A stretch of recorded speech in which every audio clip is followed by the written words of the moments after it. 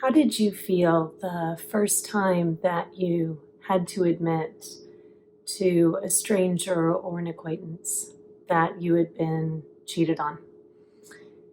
If you're anything like me, one of the main things you felt was shame, embarrassment. And it's just wrong, isn't it? I mean, they're the ones that behaved inappropriately, and yet we are the ones that come away feeling like we somehow did something wrong, like somehow their actions are a reflection of our character. First, I just want to start by saying, never, ever be ashamed for loving somebody and believing the best in them. There's no shame in that. They are the ones who should be ashamed for abusing that trust. So why do we feel ashamed when we've been betrayed? Well, part of it is we feel foolish. We feel embarrassed. It's one of those things that before it ever happens to you, you believe that you would recognize all of the signs. You believe that you know how to have a good relationship. You believe that you know how to keep your spouse happy and keep them from straying. And so then when it happens, it's almost like it's a sign that maybe you didn't know all of those things that you thought you did. But you know what? When you look at how many of us have been in this position, I don't really believe that it's a sign that we were naive. I think it's a sign that we didn't believe that somebody who professed their love could do these things. I think it's a sign that these aren't actions that we could ever imagine taking. But that doesn't mean that we don't feel embarrassed, that we don't feel foolish. That's one of the hard truths about being cheated on. Another reason I think we feel ashamed is that we feel like their actions are a reflection on us. When I first went public with my story of betrayal and abandonment, I can't even tell you how many people, complete strangers, blamed me. They said, well, if only you had X, Y, and Z, your husband would never have left. If you had only done this, he wouldn't have gone looking elsewhere.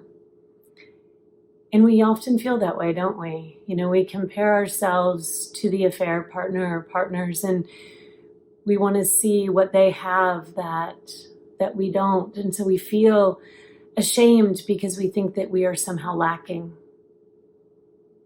That couldn't be further from the truth. It's not our character that is lacking. It's the character of the one who chose to cheat. We also feel ashamed because we chose them. We selected them out of a pool and said, hey, this is a good person. This is the one for me. And then we continued to choose them along the way, continued to stay with them, maybe even after we knew about the betrayals. And so we feel foolish because we feel like we've made a bad choice. Almost like when you make a big expensive purchase and it turns out to be a lemon. And so we feel embarrassed about making that poor decision. And so sometimes we want to hide that. And then there's that special kind of shame that those who choose to stay in the relationship often face. Because unfortunately, people that choose to stay with someone who has cheated on them, no matter the circumstances, are often painted as weak, as lacking in strength, as being too afraid to leave. Well, I can say not one of the people that I have ever encountered who's chosen to stay in that situation has ever come across as weak to me. In fact, in all honesty, I admire their strength. I was never given the choice to stay. I was never given the option to fight for my marriage. But if I had been given that chance, if I had been given that choice, I don't know if I would have been strong enough to stay and fight and to give him the chance to try to become a better man. So for all of you that are choosing to stay, at least for a while, to see if you can make it work, I commend you. That is nothing to be ashamed about. You know what you're facing. You're not going into this blindly. You're going into this with eyes wide open, doing the best thing you can for you. That's pretty awesome. So if you're feeling that shame, that embarrassment from being cheated on, what can you do with it?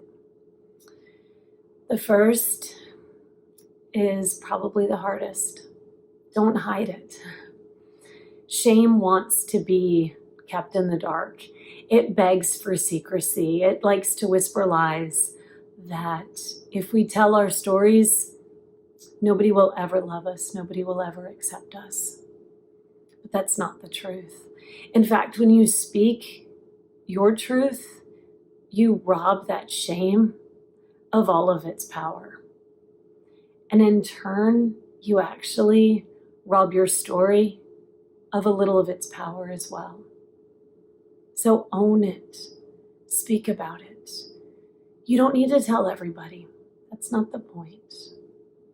But you need to have some trusted people in your life or trusted strangers on the internet that you feel like you can open up to.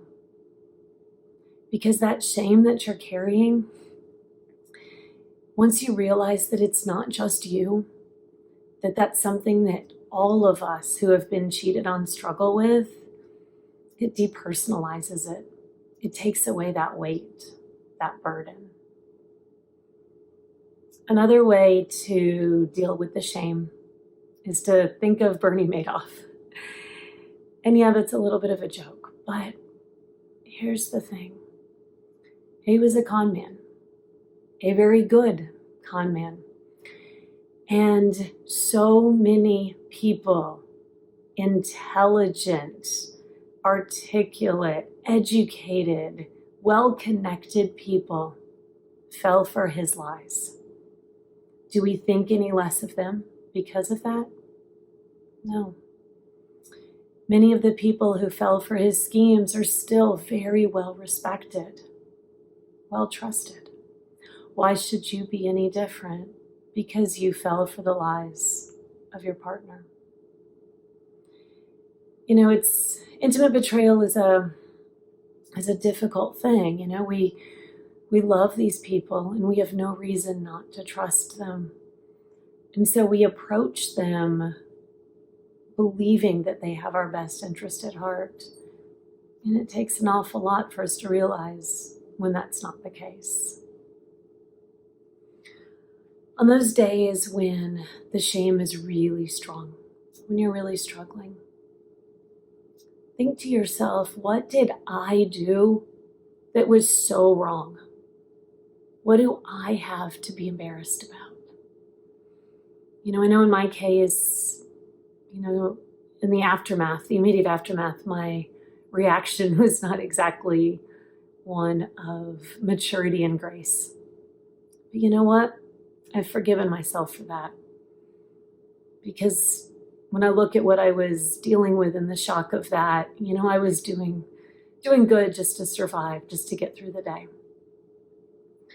And when I look at all of the things that I did, when I look at my part in everything, there's nothing that I did that I should feel ashamed about. There was nothing that I did that was so wrong that gave him the right to do what he did. So really examine your actions. Really look at that shame that you feel and see if it's based in any reality or if it's just your silly brain talking to you.